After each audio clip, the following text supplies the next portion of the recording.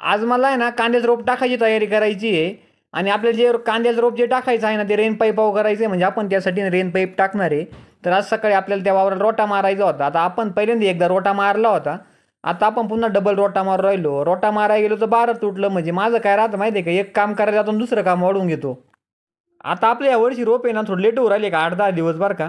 नाही इथून मागं आपलं पोळ्याच्या अगोदरच टाकून जायला राहतं रोप, पण या वर्षी थोडं लेट टाकू राहिलो आपणच. मग आपल्या या प्लॉटचा रोटा मारून झाला आणि दुसऱ्या गिन्नी गवताच्या वावरामध्ये गेलं. आपल्याला जिथं शेड करायचं आहे ना तिथे गिन्नी गवत आहे. ते गिन्नी गवत तोडलं तरी फुटू राहिले. म्हणलं याला एकदा रोटा मारून टाकू म्हणजे पुन्हा फुटायचं ताणच राहणार नाही.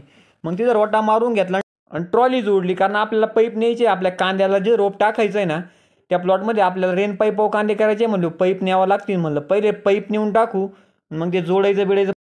त्या पैपनी मोकार हाल केले हो. ते पैप त्या ट्रालीच्या मोकार 10-12 फूट बाहेर निघले. जायला हा पडला का तो पडायचा काय बाबा, पार जामाड झालो भाऊ या पैपनी मोकार तर थकून टाकलं पार.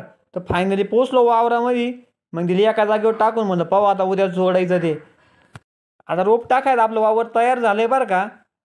पण आता आपलं रेन पाईप जोडायचे राहिले आणि नंतर आपलं रोप टाकायचंय. आता तुम्हाला जर आपला पूर्ण व्हिडिओ जर पाहायचा असेल ना तर आपलं यूट्यूब चॅनल आत्ताच सबस्क्राईब करून ठेवा. आपला कांद्याच्या रोपाबद्दल फुल व्हिडिओ येणार आहे.